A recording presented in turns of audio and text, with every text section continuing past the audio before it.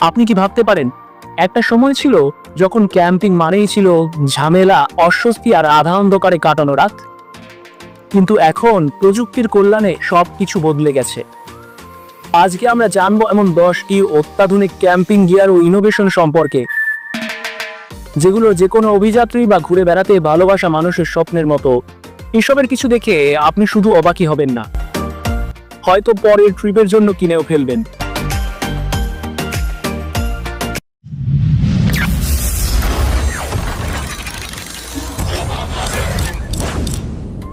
Buffalo air tent.